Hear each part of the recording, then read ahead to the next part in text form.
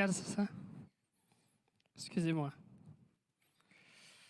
Merci Seigneur pour ce jour de fête où nous avons justement Paul et Constanza qui ont pris justement la décision de passer par les eaux du baptême. J'ai envie de leur dire bienvenue dans la famille. Alors ils ne sont pas là, mais bienvenue dans la famille à eux. Merci Seigneur pour ce temps. Si vous nous visitez justement pour l'occasion, pour les familles et les amis, nous vous souhaitons la bienvenue à l'église Bordeaux République. Et aussi si vous venez pour là ou les premières fois, bienvenue dans cette église. J'aimerais commencer ce message en vous expliquant qu'est-ce que le baptême. Pourquoi Paul et Constanza ont pris cette décision? Il faut savoir que le baptême est la démonstration extérieure d'une prise de décision intérieure, celle de faire de Jésus son sauveur et son Seigneur pour la vie.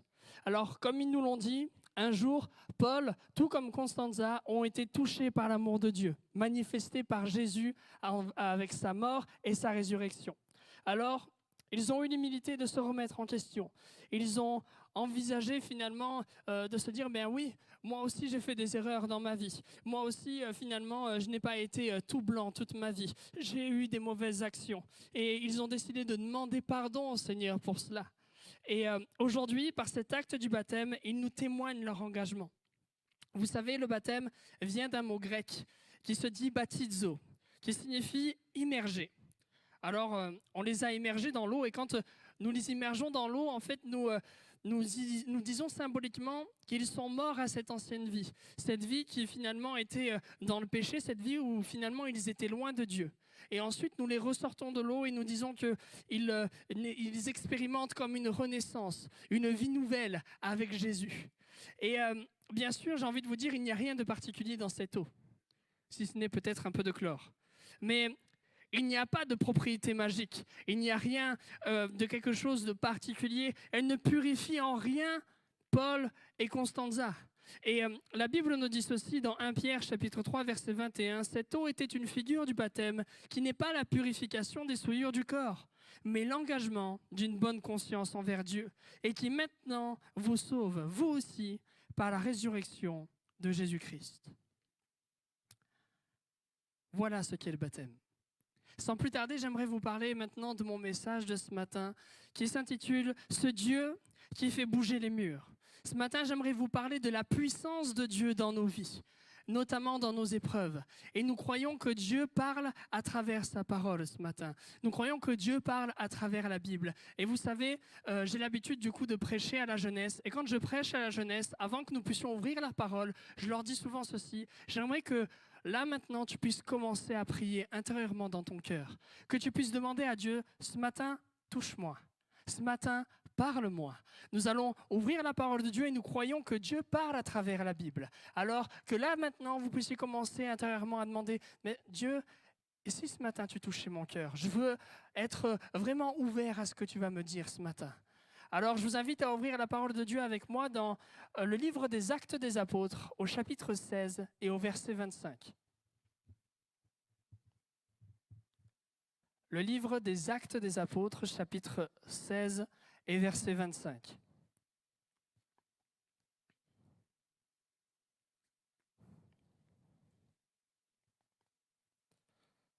Acte 16, verset 25. Vers le milieu de la nuit, Paul et Silas priaient et chantaient les louanges de Dieu. Et les prisonniers les entendaient. Tout à coup, il se fit un grand tremblement de terre, en sorte que les fondements de la prison furent ébranlés. Au même instant, toutes les portes s'ouvrirent et les liens de tous les prisonniers furent rompus. Le geôlier se réveilla, et lorsqu'il vit les portes de la prison ouvertes, il tira son épée et allait se tuer, pensant que les prisonniers s'étaient enfuis. Mais Paul cria d'une voix forte, « Ne te fais point de mal, nous sommes tous ici. » Alors le geôlier, ayant demandé de la lumière, entra précipitamment et se jeta tout tremblant aux pieds de Paul et Silas. Il les fit sortir et dit, « Seigneur, que faut-il que je fasse pour être sauvé ?» Paul et Silas répondirent, « Crois au Seigneur Jésus et tu seras sauvé, toi et ta famille. » Et ils lui annoncèrent la parole du Seigneur ainsi qu'à tous ceux qui étaient dans sa maison. Il les prit avec lui à cette même heure de la nuit. Il lava leurs plaies, et aussitôt il fut baptisé, lui et tous les siens. Les ayant conduits dans son logement, il leur servit à manger, et il se réjouit avec toute sa famille de ce qu'il avait cru en Dieu. Amen. J'aimerais, avant d'aller plus loin, vous rappeler le contexte de ce passage. Pourquoi Paul et Silas sont en prison? Il faut savoir que Paul et Silas, avant cet épisode, avaient justement délivré une personne qui était tourmentée par un esprit méchant. Cependant, cette personne était le gagne-pain de gens malhonnêtes. Et voyant du coup leur source de revenus disparaître, ils ont décidé d'aller se plaindre aux autorités pour justement mettre Paul et Silas en prison. Et nous arrivons du coup à notre lecture. Et j'aimerais commencer en vous posant une question. Quels sont les murs de vos vies? Ces murs qui vous emprisonnent, tout comme Paul et Silas. Ces murs qui vous empêchent d'envisager peut-être un avenir. Ces murs qui finalement vous entravent, qui sont comme une barrière entre vous et le monde extérieur. Ces murs qui sont là entre peut-être vous et votre famille. Ces murs qui sont là peut-être entre vous et vos amis, ou vous et tout ce que vous pouvez envisager. J'aimerais ce matin mettre des mots justement sur ces murs. Est-ce que peut-être ce sont les murs de la jalousie? Vous savez, parfois nous avons tendance à mépriser la jalousie. Mais n'oublions jamais que la jalousie peut avoir une force que nous ne pouvons pas imaginer. N'oublions pas que la jalousie a été à l'origine du premier homicide de l'humanité, avec justement cette histoire de Caïn et Abel. Ce frère qui finalement va être jaloux de son autre frère et il va le tuer simplement parce qu'il était jaloux. Les murs de la dépression. Cette dépression qui finalement est là et vous empêche finalement d'avoir une vie heureuse. Vous avez beau essayer de changer de lieu, vous avez beau essayer d'aller dans un lieu qui pourrait être joyeux, vous avez beau essayer de faire des rencontres, peut-être même que vous venez à l'église en vous disant « je ne pourrai plus être dans cette dépression si je viens à l'église ». Et pourtant, votre état ne change pas et les murs de la dépression sont toujours là. Et vous vous dites « mais comment faire ? Comment faire ?» Peut-être que ce sont les murs de la tradition, les murs d'une culture, quelque chose qui est là, qui s'est installé, et peut-être que vous ne savez même pas pourquoi cette tradition est présente dans votre vie. Et finalement, vous vous rendez compte que cette tradition, elle vous fait beaucoup plus de mal qu'autre chose. Ou alors cette tradition, cette culture, elle fait beaucoup plus de mal aux gens qui sont autour de vous qu'autre chose. Dernièrement, j'avais vu un documentaire là-dessus où on a des scientifiques qui ont voulu étudier comment une culture, comment une tradition s'inscrit dans une communauté. Alors, ils ont fait une expérience un petit peu particulière. Ils ont pris un groupe de 6 singes qu'ils ont mis dans une pièce. Ils ont mis une échelle avec une banane au bout. Et très vite, un des singes va monter sur cette échelle et il va vouloir aller récupérer cette banane. Mais une fois qu'il aura récupéré cette banane, on va envoyer une douche extrêmement froide à tous ces singes. Suite à cette douche, nous allons retirer un des 6 singes et on va en mettre un nouveau, qui ne connaît pas du tout, du coup, la conséquence d'aller chercher cette banane. Ce singe nouveau va de suite aller monter sur cette échelle, voulant récupérer cette banane, mais les 5 autres vont être violents avec lui pour qu'il ne puisse pas aller la récupérer. Et au fur et à mesure de l'expérience, on va retirer des anciens singes et on va en mettre des nouveaux, pour que finalement nous nous retrouvions avec la même pièce, la même échelle, la même banane, mais 6 nouveaux singes qui tournent autour d'une échelle avec une banane sans même savoir pourquoi ils n'ont pas le droit d'aller chercher cette banane. Voilà comment une tradition peut s'installer. Sans même savoir pourquoi, parfois nous avons des actions, parfois nous avons des traditions qui nous font du mal, parce que nous avons peur peut-être parfois de décevoir quelqu'un. Parce que nous avons peur parfois de décevoir notre famille. Mais, et si ce matin nous faisions tomber ces murs? Peut-être les murs d'une addiction. Les murs d'une addiction qui sont là et qui vous font du mal, plus qu'autre chose. Ces murs qui finalement sont aussi peut-être des murs d'angoisse. Des murs qui finalement ne vous donnent aucune paix. Les murs peut-être de l'idolâtrie. Et ce matin, j'aimerais vraiment attirer votre attention sur l'attitude de Paul et Silas dans cette prison, entre ces 4 murs, alors qu'ils venaient de vivre finalement une immense injustice, alors qu'ils venaient de recevoir des coups. Ils étaient dans la louange et dans la prière. Et ce matin, j'aimerais vous poser cette question. Quelle est votre attitude dans votre prison? Est-ce que finalement vous êtes accablé? Est-ce que vous êtes dans l'abattement? Est-ce que peut-être vous en voulez à Dieu? Est-ce que peut-être vous levez le poing contre lui? Peut-être que vous êtes dans le questionnement. Peut-être que vous vous dites que c'est une fatalité et que ces murs seront toujours là jusqu'à la fin de votre vie et que ça y est, c'est terminé. Il n'y aura plus de joie, il n'y aura plus de bonheur, il n'y aura plus quelque chose de merveilleux dans votre vie parce que ces murs sont là. Et peut-être même que ce matin, nous avons une personne qui est semblable à ce geôlier. Ce geôlier qui voudra se donner la mort alors qu'il va réaliser que toutes les portes, toutes les cellules de la prison sont ouvertes. Et peut-être que vous faites face à une épreuve aujourd'hui. Une épreuve qui vous semble complètement insurmontable et qui est peut-être même pas de votre ressort. Peut-être que c'est un deuil. Peut-être que c'est une cassure relationnelle. Peut-être qu'on vous a annoncé une nouvelle qui est tellement grave. Une maladie peut-être dans votre famille, une maladie peut-être pour vous-même. Et vous êtes face à cette montagne insurmontable. Un petit peu comme ce geôlier qui était face à cette nouvelle et qui a voulu justement se donner la mort. Mais qu'est-ce qu'il aurait bien pu faire face à tous ces prisonniers? Qu'est-ce qu'il aurait pu faire? Et peut-être que justement vous vous posez la même question aujourd'hui. Peut-être que pour vous c'est exactement pareil. Vous vous dites qu'il n'y a aucune possibilité de changement, aucune possibilité justement de franchir cette épreuve, aucune possibilité d'avoir une issue, d'avoir une solution. Ce matin, j'aimerais vous parler d'un pasteur que j'affectionne beaucoup, qui un jour a dit dans une de ses prédications, « Nous aimons être sur la montagne, proche de Dieu. » Et c'est vrai que nous, en tant que chrétiens, nous aimons être proches de Dieu. Et nous imaginons ça un petit peu comme sur une montagne. Nous aimons être proches de Dieu, nous aimons être dans la présence de Dieu. Et je ne dis pas que c'est quelque chose de mal. Mais il donnait cette nuance, il disait, vous savez, la fertilité ne se trouve pas dans la montagne, mais elle se trouve dans la vallée. Je crois que personne n'a pu voir un arbre fruitier sur un glacier. Je crois que personne n'a pu voir un arbre fruitier en haut d'une montagne. Par contre, des arbres fruitiers, il y en a dans la vallée. Et vous savez, la Bible nous parle de cette vallée de l'ombre de la mort. Et parfois, en tant que chrétiens, nous avons envie de dire, mais je n'ai pas envie de parler de mes peurs. Je n'ai pas envie de dire que cette vallée de l'ombre de la mort, elle me fait peur.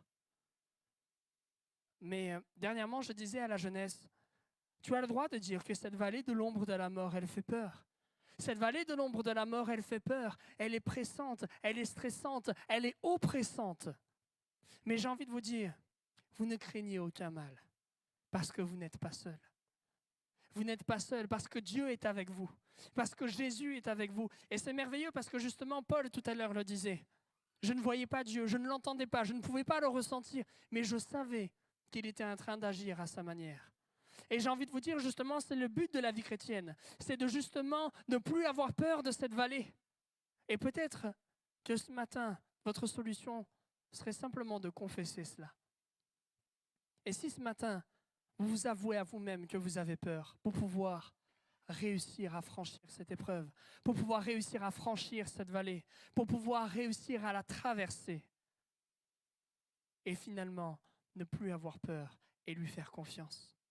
Et si finalement c'était ça votre solution, mettre votre foi complètement en Dieu, parce que le but, en tant que chrétien, dans notre vie chrétienne, c'est de justement avoir foi en Dieu et de se dire, j'ai Jésus dans mon bateau.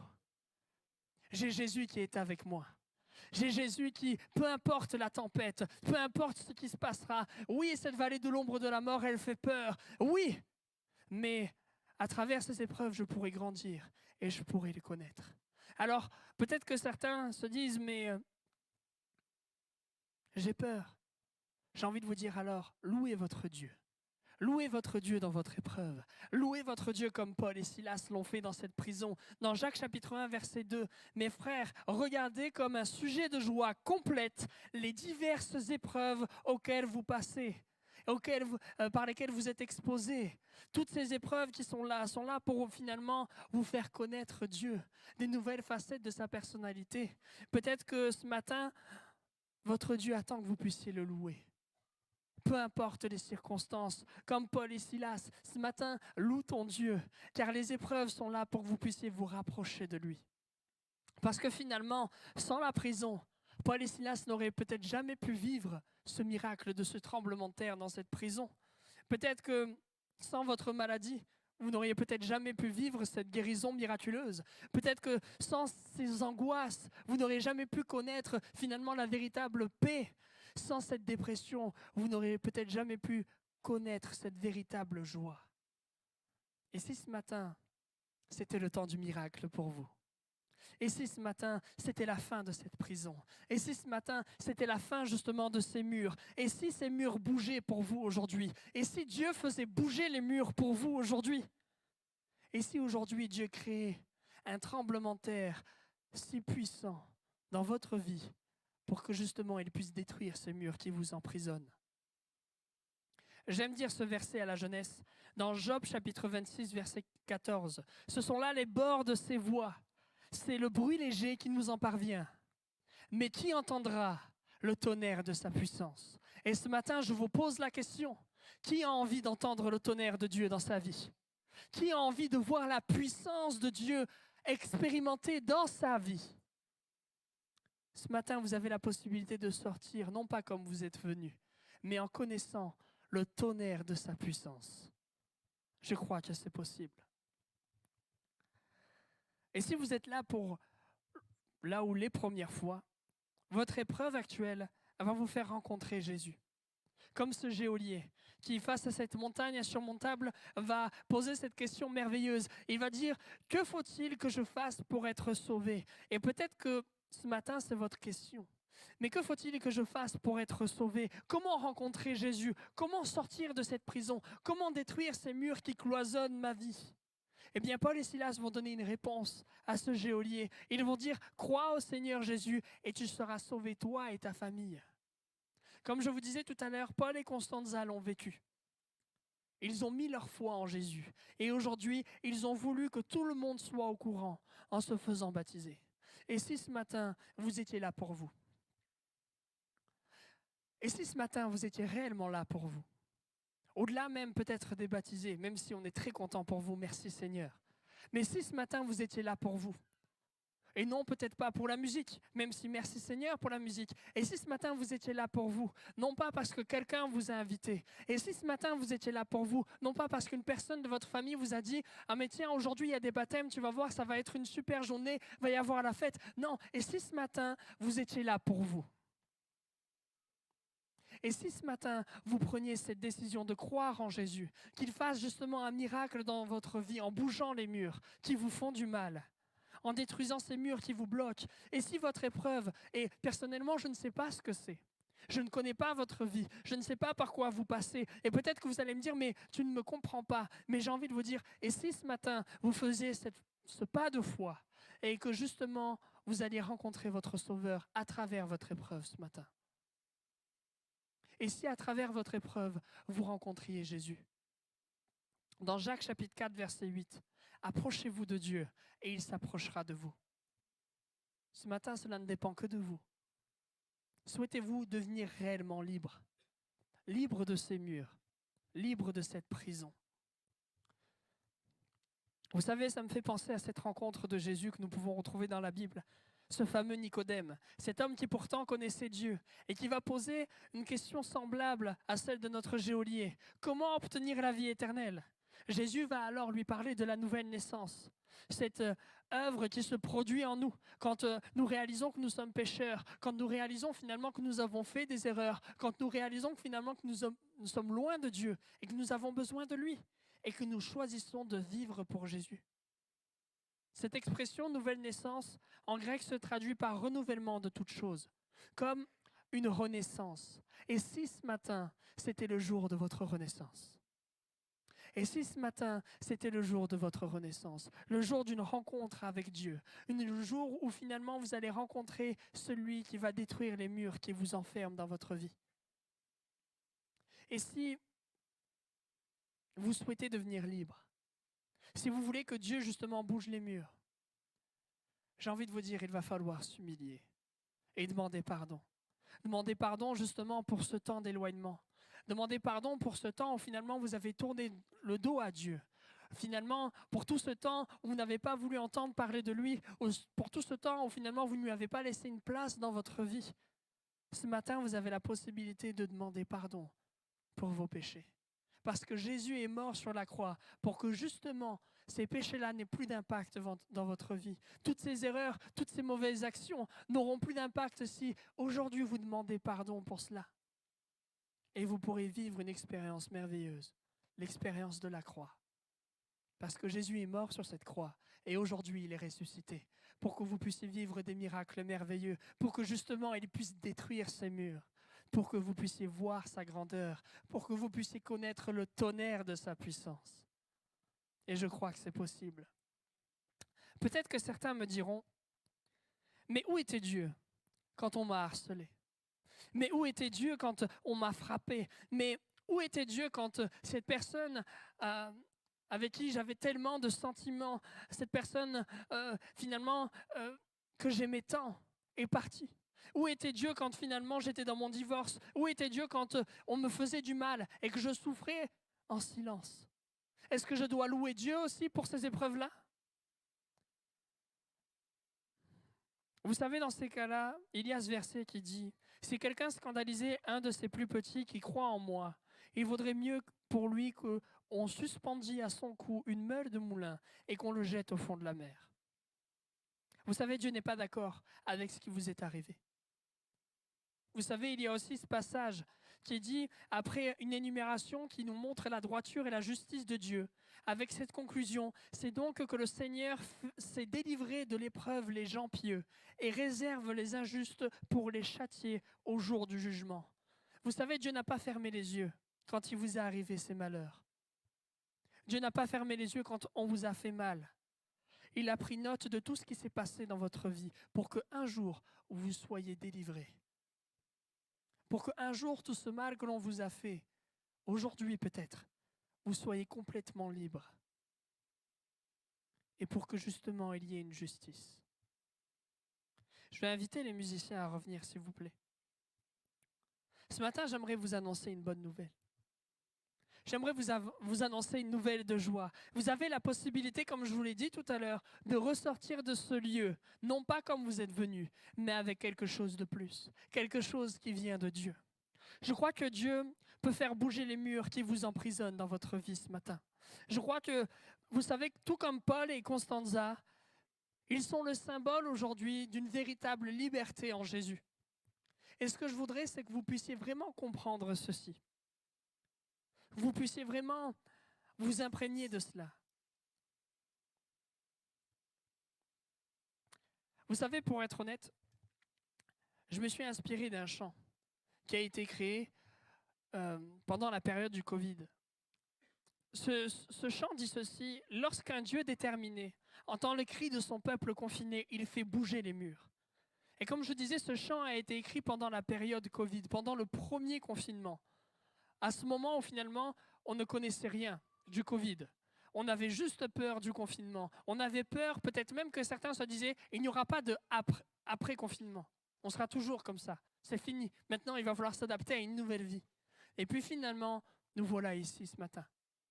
Et je crois que ce chant avait comme une dimension, j'ai envie de dire, prophétique. Je ne sais pas, mais j'ai envie de dire, ils avaient peut-être compris que Dieu était plus grand que ce qui nous arrivait et qu'il pouvait faire bouger les murs.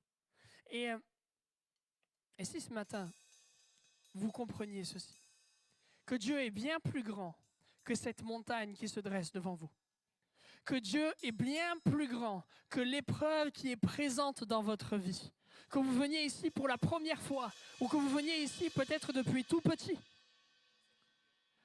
Dieu est bien plus grand que cette épreuve. Et il peut faire bouger les murs. Il peut faire bouger les murs qui vous emprisonnent ce matin. Et peut-être que vous vous dites, mais Dieu ne m'entend pas. Je suis derrière ces murs et je crie à l'aide. Seigneur, viens m'aider, viens à mon secours. Et vous avez l'impression qu'il ne vous entend pas. Mais vous savez, dans la Bible, il est écrit, quand un malheureux crie, l'Éternel l'entend. Et je crois que ce matin, votre Sauveur vous a entendu. Il vous a entendu derrière ces murs et il souhaite vous délivrer. Cependant, cela ne dépend que de vous. Cela ne dépend que de vous. Est-ce que vous êtes prêt à l'accepter? Est-ce que vous voulez saisir cette main merveilleuse? Parfois, nous croyons que c'est impossible. Et on refuse même d'en parler à Dieu. On refuse de parler à Dieu de nos problèmes parce qu'on croit que c'est impossible. On croit que cette montagne est bien trop grande. On croit que cette maladie est incurable. On croit que notre jalousie ne pourra jamais être traitée. On croit que notre problème de jugement ne pourra jamais être traité. On croit que notre addiction sera toujours présente dans notre vie. On croit que notre orgueil ne pourra jamais partir de notre vie. On croit que nos mauvaises pensées ne pourront jamais être chassées de nos têtes. Mais j'ai envie de vous dire ce matin, nous avons un Dieu tellement grand et tellement puissant. Ayez foi en Jésus et choisissez justement de louer ce Dieu qui peut faire bouger les murs. Et même j'ai envie de vous dire, mettez-vous en action. Mettez-vous en action aujourd'hui. Et ne ressortez pas simplement de ce lieu en vous disant « Merci Seigneur pour la prédication » et sans plus. Et si aujourd'hui vous passez par des épreuves et que vous vous dites « Je veux sortir de cette épreuve », eh bien allez voir votre pasteur. Et vous lui dites, j'ai besoin que l'on prie avec moi. J'ai besoin qu'il y ait, je sais qu'il y a une équipe de visite ici. J'ai besoin qu'il y ait une personne qui vienne prier chez moi. J'ai besoin que l'on m'impose les mains. Allez voir votre pasteur, ou alors si vous venez pour les premières fois, allez voir une personne avec un badge bleu. Et elle saura justement où vous dirigez. Et si ce matin, vous preniez cette décision de vous mettre aussi en action, et de ne pas simplement attendre que Dieu fasse un miracle, oui, il le fera. Mais montrez aussi votre volonté de vouloir vous en sortir. Ésaïe 41, verset 10, pardon. Ne crains rien car je suis avec toi. Ne promène pas des regards inquiets car je suis ton Dieu. Je te fortifie. Je viens à ton secours. Je te soutiens de ma droite triomphante.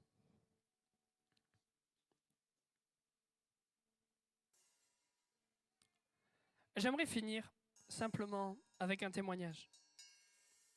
Un témoignage qui m'a beaucoup touché dernièrement. C'est le témoignage d'une dame qui ne connaissait pas Jésus. Et elle avait une vie tout à fait normale. Elle ne connaissait pas Jésus, elle n'allait pas à l'église. Et en octobre 2018, elle a donné naissance à un petit garçon. Ça a amené un grand chamboulement et une grande joie dans ce foyer. Cependant, en janvier 2019, on a statué sur cet enfant qu'il avait une tumeur au cerveau. Et là, il y a un drame qui arrive dans cette famille. Quelque chose d'horrible. Quelque chose finalement comme des murs qui emprisonnent finalement cette famille, ce foyer. Et puis, elle va de suite aller voir cette amie qui va à l'église. Elle va aller voir cette personne, et elle sait qu'il n'y a que elle qui peut faire quelque chose. Et même elle s'est dit, il n'y a que Dieu qui peut faire quelque chose dans cette situation. Alors elle est allée voir cette amie et elle a commencé à connaître Jésus à travers cette épreuve. Elle a commencé à prier pour son enfant. Elle a commencé à vivre des choses. Elle a commencé à venir à l'église.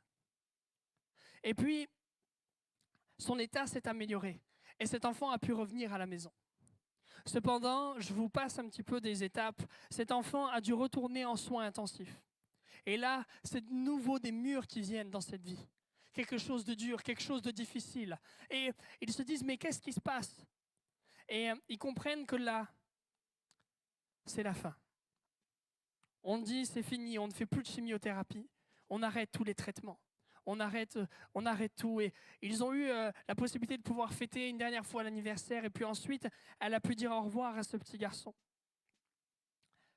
Et puis, pendant qu'elle était en train de faire son deuil, pendant qu'elle était en train de se reconstruire avec Dieu, parce qu'elle avait rencontré son Sauveur en même temps à travers tout cela, il y a un verset qui lui est revenu pendant justement son temps de combat. Psaume 116, verset 8. « Oui, tu as délivré mon âme de la mort, mes yeux des larmes et mes pieds de la chute. » Et ce verset, elle a fait un petit peu des recherches dessus et elle a compris que c'était un verset que l'on chantait généralement aux alentours de la fête de Pâques. Tiens, dernièrement, c'était la Pâques. Et elle s'est dit quelque chose. Il y a de fortes chances que peut-être Jésus lui-même ait chanté ces paroles. Oui, tu as délivré mon âme de la mort, mes yeux des larmes et mes pieds de la chute.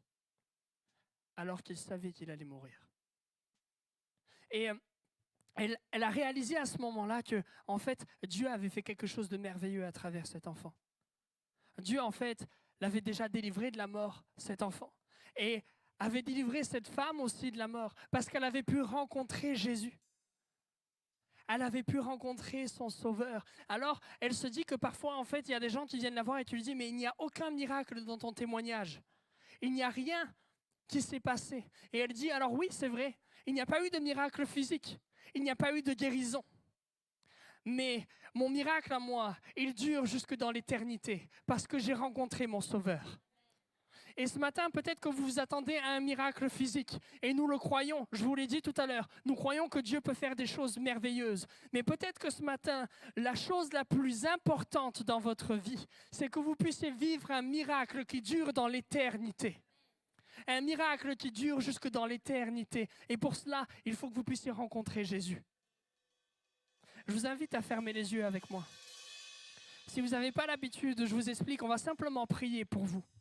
Et je vous inviterai, si vous ne voulez pas forcément participer à ce temps, simplement vous fermez les yeux par respect pour les autres. Simplement par respect pour les autres, pour respecter l'intimité des autres. Et ce matin, je vais faire un appel. Un appel pour ceux qui veulent justement rencontrer Jésus pour la première fois dans leur vie. Si vous voulez rencontrer Jésus, je vous invite à lever votre main à votre place. Et vous dites, Seigneur, je veux rencontrer mon Sauveur. Je veux te rencontrer dans ma vie. Je veux justement que tu puisses venir me sauver. Je veux te demander pardon pour mes péchés. Et je vais faire un second appel pour ceux qui croient déjà en Jésus, mais qui aimeraient qu'ils puissent bouger les murs. Ces murs qui vous font du mal, ces murs qui vous empêchent de pouvoir avancer. Et j'ai envie de vous dire, ne regardez pas à droite et à gauche. Comme je vous l'ai dit tout à l'heure, ce matin, vous êtes venus pour vous. Vous n'êtes pas venus pour des autres. Et il n'y a aucune honte à lever sa main ce matin. J'aime dire à la jeunesse, tu n'as pas à avoir honte de lever ta main, parce que c'est celui qui va te juger qui doit avoir honte. Alors si ce matin tu veux lever ta main, sois libre, lève ta main à ta place. Si vous voulez que Dieu puisse venir briser ces murs, briser votre prison, levez votre main à votre place.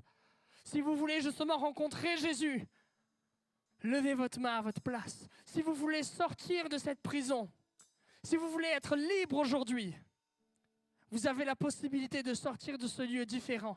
Alors levez votre main à votre place. Que vous soyez croyant depuis une semaine, que vous soyez croyant de longue date, il n'y a aucune honte à lever sa main. Il n'y a que des personnes qui vous veulent du bien autour de vous. Alors levez votre main si vous en ressentez le besoin. Je lance une dernière fois l'appel. Si vous voulez que Dieu puisse briser les murs de cette prison et que vous voulez être libre, levez votre main à votre place. Et si vous voulez rencontrer Jésus pour la première fois, levez votre main et dites, Seigneur, je veux t'accueillir dans ma vie. Seigneur, je veux prier. Et je veux, Seigneur, t'apporter toutes ces mains qui se sont levées. Que tu puisses bénir leur vie. Que tu puisses, Seigneur, leur faire connaître ce tonnerre puissant.